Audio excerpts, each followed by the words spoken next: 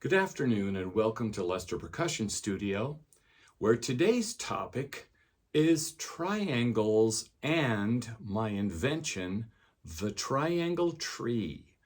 Now, I'm standing up and I'm 6'2", and right here in front of me is my triangle tree. So when I'm playing in a concert band or symphony orchestra and I need triangles, I put them on this tree so they're easy to hit, easy to find, and I have a variety. As you'll notice, I have two on the stand right now.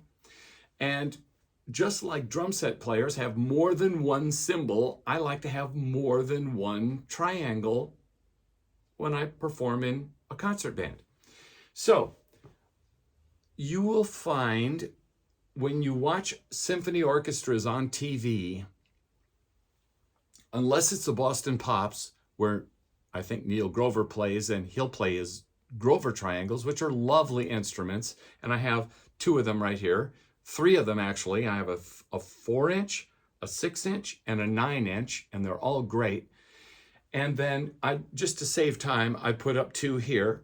One that you'll see very frequently is this Abel triangle, and I think it's an isosceles shaped triangle. It's not an equilateral triangle. And it has a skinny end on each side. And I was told a story one time that this instrument was invented when Alan Abel of the Chicago Symphony was in a repair shop where they fixed appliances, and somebody dropped a piece of a washing machine on the ground and it had a lovely ring to it. And he went, "What is that?" And they said, "Oh, it's a spindle to a washing machine." He goes, "I want one of those." And he had somebody bend it into a triangle, and now they're commercially produced to get this.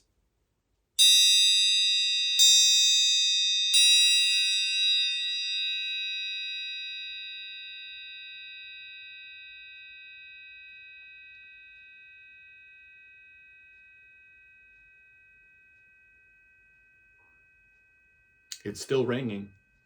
I don't know if you're picking it up on the camera or not. I like this one for faster rhythms, maybe even. I'll use a second triangle beater. By the way, let me talk about triangle beaters. I just pulled this second one out of a bag where they've got graduated sizes. Whenever I play triangle, I always start with the medium size. I rarely ever use the thin, skinny ones. And when I taught high school, I would take the thin, skinny ones and hide them in my desk drawer because kids will pick those up every time. And I think you need some weight in your triangle beaters to get a nice tone and resonance and maybe rhythms.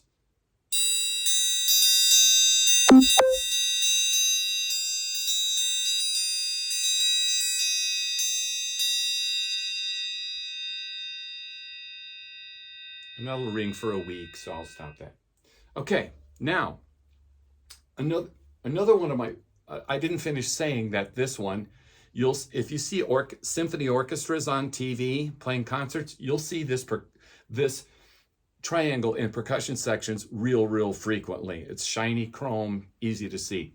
Okay, now, another one that I've only had a few years, and I really like it, and I have a 6-inch version and a 9-inch version, is a Sabian hand-hammered triangle. It's an equilateral triangle, and it's made out of cymbal metal. And it has a beautiful tone and a very long sustain.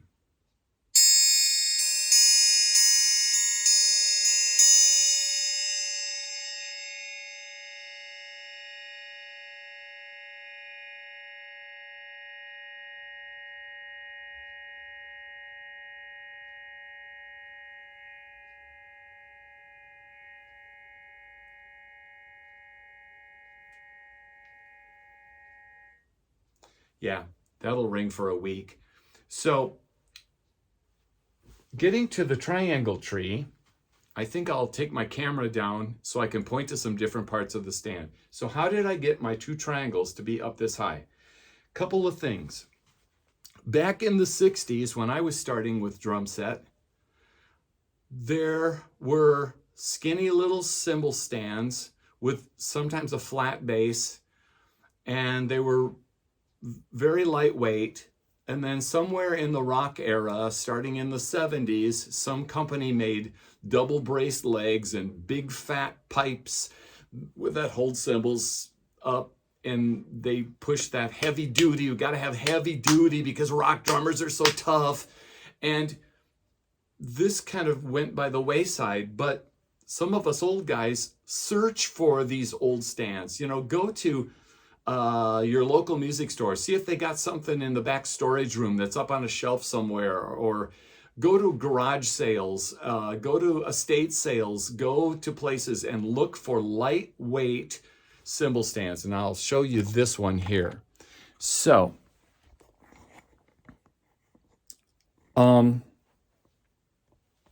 this camera work isn't going just great, but all right. So it's down here, a thin, skinny stand with a pipe that comes up about here till we get to here.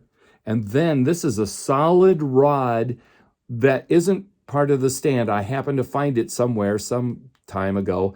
And it's a rod that comes up because some of the early cymbal stands were mounted on an L-shaped rod on the bass drum. And it's a 3/8 inch diameter. And then over top of that would fit a telescoping sleeve that would come up about another 14 or 15 inches. And then I have on top a Grover triangle stand or clip that's mounted, and I have it mounted on top of the cymbal stand with the tilter straight up. So this would be an item you would need to get a hold of, and I don't know any other companies that make them. Maybe Black Swamp, I'm not sure, but Grover is very good at that. So I often wonder, because I just love this triangle tree, and I use it fairly often in symphony orchestras and community bands that I play in, why they're not commercially made. So maybe somebody like Neil Grover or someone out there could kind of invent something like this, because it is so handy. And that's the main reason for this video today, is to show you my triangle tree and a couple of my triangles from my collection. And I'll show you the collection here before we go off camera, if I can aim this correctly.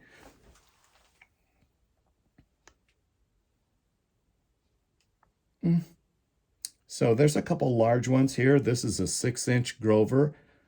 Over here is a 3-inch Grover. Here's a 9-inch Grover.